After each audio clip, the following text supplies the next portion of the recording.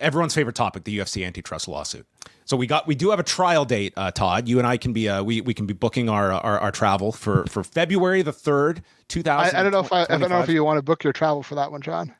Okay, well, what are your thoughts that we have a courtroom that is occupied on February 3rd, 2025 with Eric Kramer and company on the plaintiff side against the UFC in this antitrust lawsuit, and how, from your expertise, Todd, like how bizarre is this story that this thing has been resuscitated by Richard Bulware at the last possible minute, where it was thought that this was done and a problem of the TKO's past with this $335 million settlement.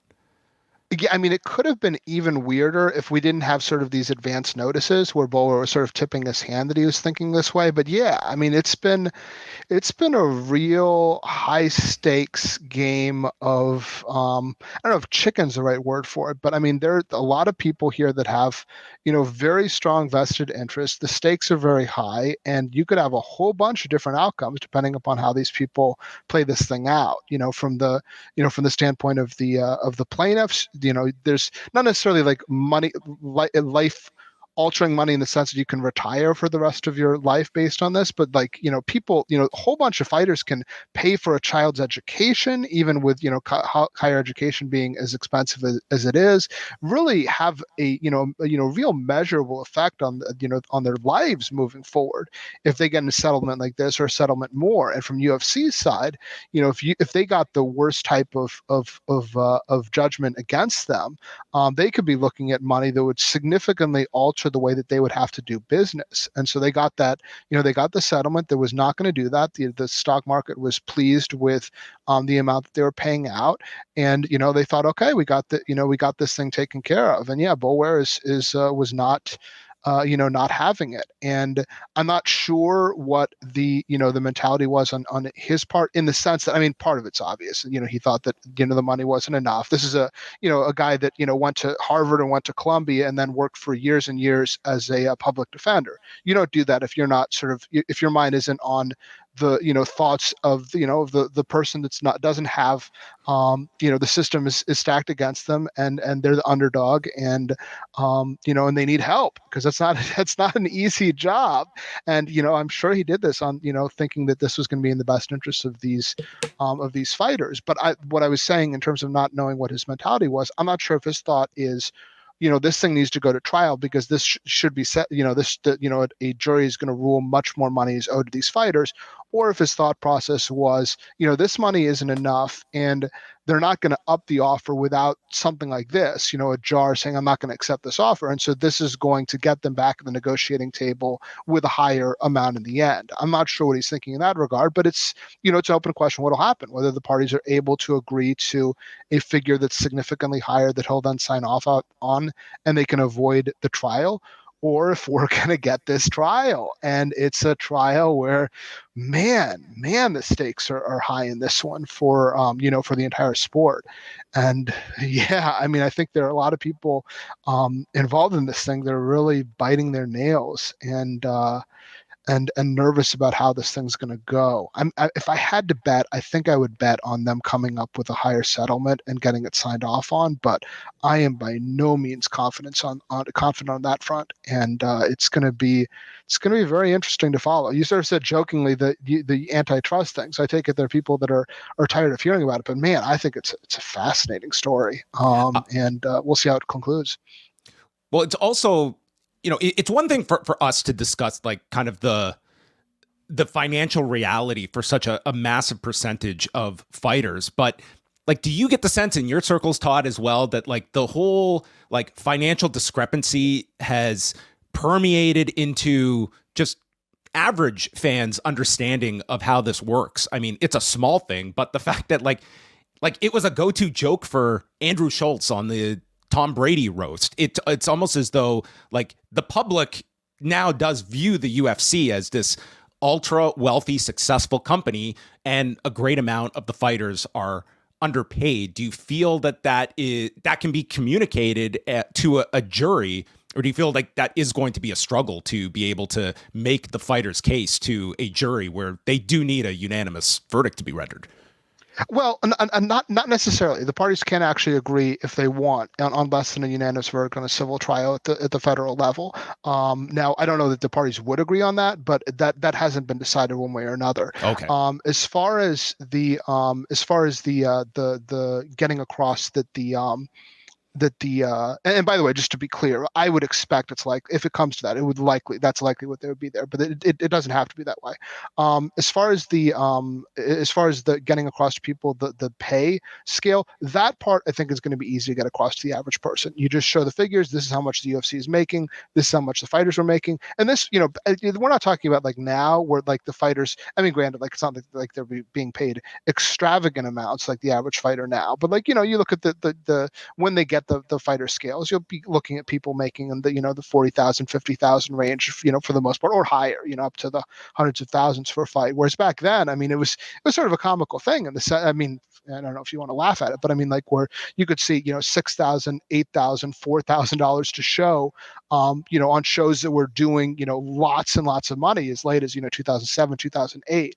And I think it's very easy, to show, hey, this is how much UFC is making. This is how much the fighters are making, and look at the other sports where these fight, where the basketball players, or baseball players, or football players, or hockey players are making so much more. I think it's easy to communicate to the average juror that doesn't seem right. Now, where the issues come in is then convincing them, number one, that the past actions that the UFC took were anti-competitive in nature, such as buying their competition, and proving that those tactics were anti-competitive in nature, and then also proving that the specific moves that they made, which you have to prove are anti-competitive, also resulted in the discrepancy in the pay.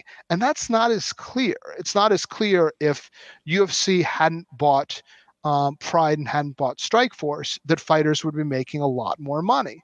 Because money went up over time, even as the sport became became less, there were a less number of competitors and became more concentrated in terms of UFC. So I think it's entirely possible there are going to be jurors there that would look at this and say, yes, these fighters, I feel like these fighters probably should have been paid more. I think that's the easier part.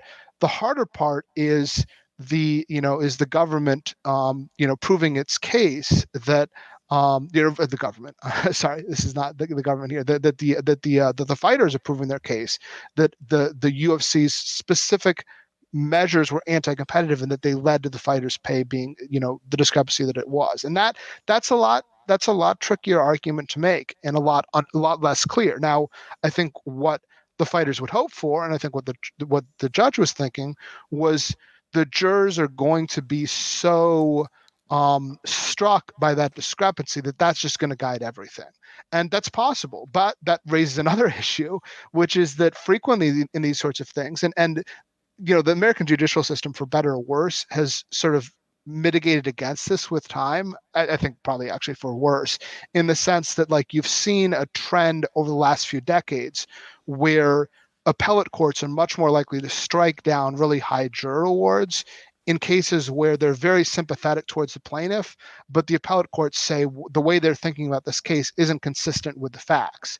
And that's something that the plaintiff's attorneys brought up, is that, hey, even if we get jurors that are very sympathetic towards our case, we may take it to appellate court, may take it to the Supreme Court, and they say, hey, either the figures that you've held up are too high for the amount here, or the nature of the actions that the UFC took can't be established as anti-competitive in nature, and thus there shouldn't have been a award in the first place. And thus, even if you got the big jury award, you might potentially get it struck down on appeal, which is something that happens very commonly in cases of that nature. Now, this is a very specific case, but in terms of cases where you've got a jury that's very sympathetic towards workers and their position relative to a more powerful company. Is there, other than the fact that UFC and WWE are sharing finances, is there any reason why, if you're WWE or even AEW watching this, that you should be a little nervous about precedents that might be set? Oh yeah, I mean, definitely, it's something to be concerned about, because the companies are similar in nature. I would not take it as any sort of a given, though, that one would necessarily lead towards the others, for a variety of reasons. I mean, one, when you talk about the actions by UFC that are taken to be to be anti-competitive, those are in a much more recent time frame. Whereas a lot of the stuff that you can point to with WWE, in terms of anti-competitive natures, are things from long in the past. In terms of the strongest stuff, in terms of shutting down competition or whatnot. The in recent years, you can point to little things here and there in terms of dirty tricks they've used with competition, but in terms of like I heard they're running a house show head to head with World's End in Orlando in December. I heard that was entirely coincidental. Yes. I mean, I go imagine, but yeah, I heard they didn't even know that there was another show in town. No, so I mean, I think that there's less grounding in terms of recent actions there, and it's also, I think, harder to point to the fighter pay, in the sense that a big part, as we were talking about just a second ago, John, of the UFC case and why it would be potentially strong, is that you've got a bunch of these fighters who are making really small amounts of money. Years back, there would be people that would they would fight 3 times in a year, and they might get $30,000 for those 3 fights, and go to the gym expenses, put everything else in. It looks absolutely ridiculous. It's crazy. Whereas WWE, like that hasn't been the case with WWE. Like, yeah, some of their developmental people might make a little bit less, but in terms of like the people, if you're on the main roster, like, even now you're making a lot of money, but even a few years back, I mean, there aren't a lot of main roster people that aren't getting 6-figure contracts. And so you don't have that same discrepancy where you can say, really hammer, like, look at how little these are getting paid. You can point at like the percentages, and that still stands out, like, oh, they're only getting this percentage of the pay, and the hockey players are getting this percentage of the pay. But I mean, I think the average juror might say, well, they're not entitled to a certain amount of pay, and hey, they're getting plenty of money. And then there's another factor. Sorry, I keep going on here, but another factor in terms of the distinction between the two is that a lot of these fighters were happy to join in these lawsuits, because at the point that they're released by UFC, they're in their mid to late 30s. They're not going to be back in the UFC. So like, they're happy to join on in large numbers, which makes a lawsuit easier to file as a class action, and makes it easier to litigate. Whereas with WWE, we've seen this with lots of times when it comes to wrestlers banding together. Every wrestler thinks, hey, maybe I'll have one last run, even if you're 52 years old, because it's pro wrestling. You can have a last run, and you like the idea of getting your figures from merch deals. You like the idea of being entered into the Hall of Fame, or being featured in the video game. A lot of those older wrestlers are going to be a lot less inclined to get involved in that sort of thing than older fighters are, which in turn also makes it harder to do. So yes, absolutely, I think WWE is looking on in interest, but I don't think that the two translate as neatly as is sometimes asserted. The last thing on this is that, just again, in the event it goes to a trial, there's some, gigantic figure, and you would assume the potential of an appeal. Like, is it hyperbole to think like this could be years before these fighters see this money, versus like they're right at the finish line with this settlement that they could see real money in the next year? I mean, it depends what happens. I mean, if there was a big figure that was decided by a jury as opposed to by a second settlement, then yeah, UFC is definitely going to be appealing that. It's going to go through litigation for a long period of time, and yeah, I don't see a scenario. I'm sort of thinking, like, is there a possibility that they would see the money for some reason in the short term, medium term? And no, I don't see that happening. I think that if you got a big figure, then yeah, you'd have to wait a while for it. But I mean, if that's the case, I mean, I think a lot of those fighters would say, like, yeah, I'll trade off having to wait 3 years if it means I get 5 times as much. But there's no guarantee they're going to get 5 times as much. And then there's, as mentioned, the possibility of an appellate court just striking down the thing altogether, which is, a frightening possibility if you're the plaintiffs or the plaintiffs' attorneys.